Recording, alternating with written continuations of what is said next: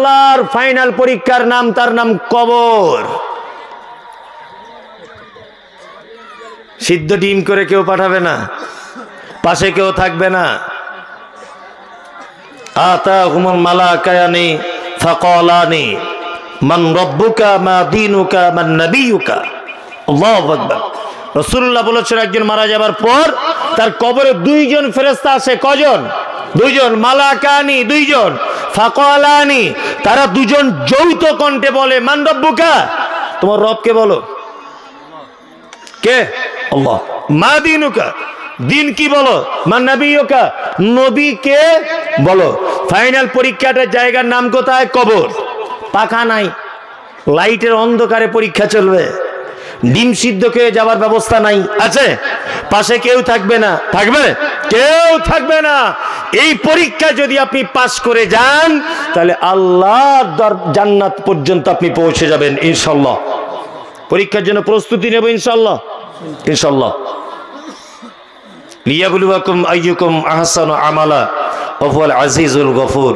আল্লাহ তাআলা নিশ্চয় বড় ক্ষমাশীল। ক্ষমাশীল কি ক্ষমাশীল নয়? অনেক পাপ হয়ে গেছে না আপনার? গোপনে অনেক পাপ হয়ে যায়নি? পাপ হয়েছে, ভয় করছেন? কোনো ভয় নেই, একদম ভয় করবেন না। পাপ হয়েছে তাই কি হয়েছে, একদম কোনো ভয় নেই। পাপ হয়েছে, কোনো ভয় করবেন না, টেনশন করবেন না।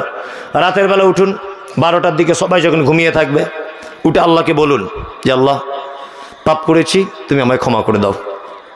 পাহাড় সম পরিমাণ পাপ, পাহাড়ের মতো বড় পাপ। শুধু 2 ফোঁটা চোখ দিয়ে পানি ফেলে দেন। এই 2 ফোঁটা পানি যদি আল্লাহর ভয়ে যদি আপনি ফেলে দেন, আল্লাহু আকবার, আপনার পাপগুলি পাহাড় সম পরিমাণ থাকলেও আল্লাহ বলছে বান্দা তুমি আমার ভয়ে 2 ফোঁটা পানি ফেলে যখন দিয়েছো, তোমার কত বড় পাপ এটা আমি দেখবো না, সাথে সাথে ডিলিট করে দেবো। আল্লাহু আকবার।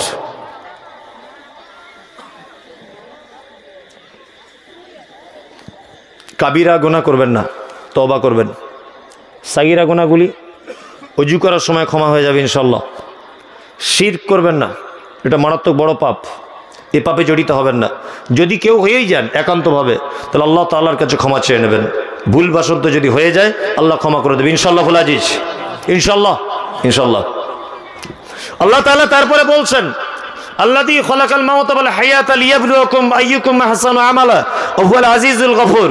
আল্লাযী খালাকা সাবআ সামাওয়াতিন তিবাকা মা তারা ফী খালকির রহমানি মিন তাফাউত ফারজি'িল বাসারা হাল তারা মিন ফুতুর সুম্মা আরজি'িল বাসারা কাররাতাইন ইয়ানকালিব ইলাইকাল বাসারু খাশিয়ান ওয়া হুয়া হাসীর।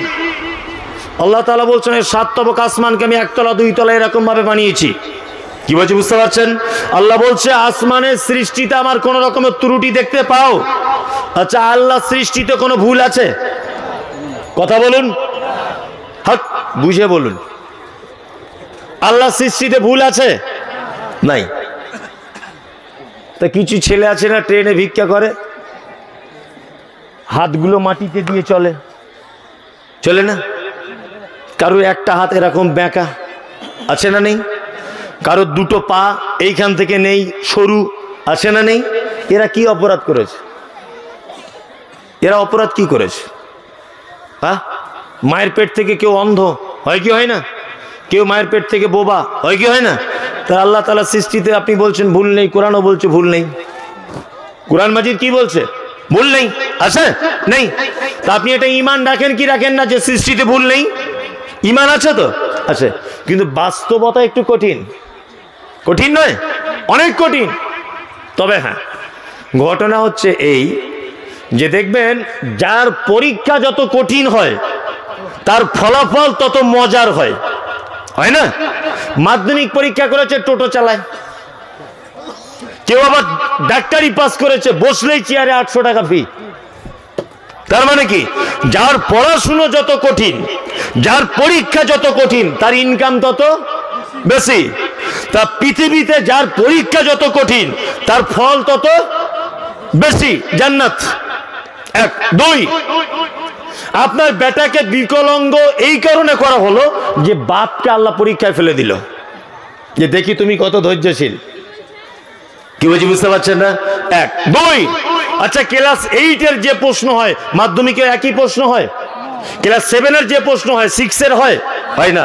তার মানে এক এক ক্লাসের এক এক ধরনের প্রশ্ন। তা পৃথিবীতে ঠিক তেমন এক এক ক্লাসের মানুষের এক এক ধরনের পরীক্ষা।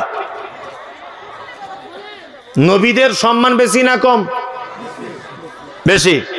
হ্যাঁ, নবীদের মতো কঠিন পরীক্ষার সম্মুখীন আমাদের হতে হয়েছে। 86 বছর বয়সে একটা বেটা দিয়েছে ইব্রাহিম আলাইহিস সালামকে।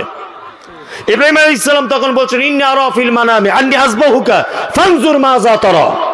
বেটা, আমি রাতের বেলা স্বপ্ন দেখলাম আমি তোমাকে জবাই করছি, বলো তো তোমার রায় কি? তোমার রায় কি বলো? 86 বছর বুড়ো লোক একটা বেটা জন্ম দিল, তারপরেও বলছেন কি যে ইন্নী আরা ফিল মানামি আন্নী আযবাহুকা ফানজুর মাযা তারা। আমি স্বপ্নে দেখলাম তোমাকে জবাই করছি, আমি তোমার মতবাদ কি বলো? আল্লাহু আকবার। আপন বেটাকে জবাই করার পরীক্ষা দিয়েছিলেন কে? ইব্রাহিম আলাইহিস সালাম। আগুনের ভিতরে ফেলে দেওয়া হলো ইব্রাহিমকে নমরুদ। ফেলেছিল কি ফেলেনি? ফেলেছিল। আমাদের নবী মুহাম্মদ সাল্লাল্লাহু আলাইহি ওয়াসাল্লামকে কঠিন পরীক্ষার সম্মুখীন হতে হয়েছিল কি হয়নি? হয়েছিল। দাউদ আলাইহিস সালাম পরীক্ষার সম্মুখীন হয়েছিলেন কি হননি? জাকারিয়া হয়েছিলেন কি হননি? হয়েছেন।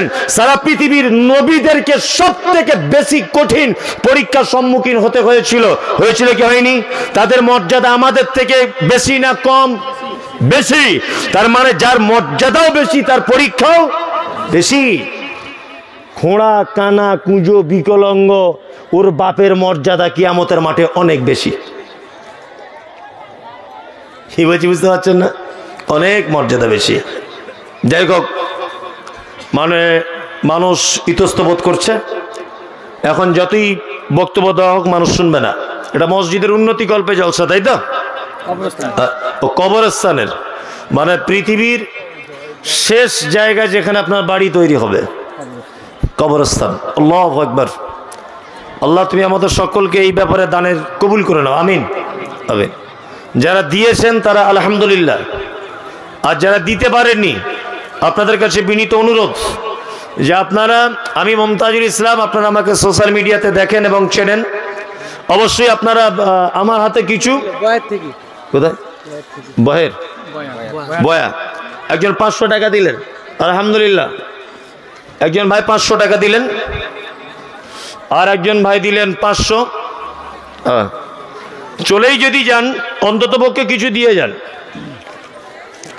চলেই যদি যান তাহলে অন্তত পক্ষে কি কিছু দিয়ে তবে যান। অবশ্যই আপনি এমনি চলে যাবেন না, এটা আপনার কাছে খুব বিনীত অনুরোধ। এমনি চলে যাবেন না, আপনি কিছু দিয়ে তবে যান। মানে একেবারে যদি কিছু আদায়ের কথা না বলি তাহলে কমিটি আবার মনক্ষুণ্ণ হবে। ওই জন্য আপনার কিছু অন্তত পক্ষে দেন, আল্লাহর রাস্তায় দেন। মানে এটা কবরস্থানের জন্য। ওয়ালাইকুম আসসালাম। আর কে মেয়েরা গজল শুনে বলছে? আমি গজল জানি না তো।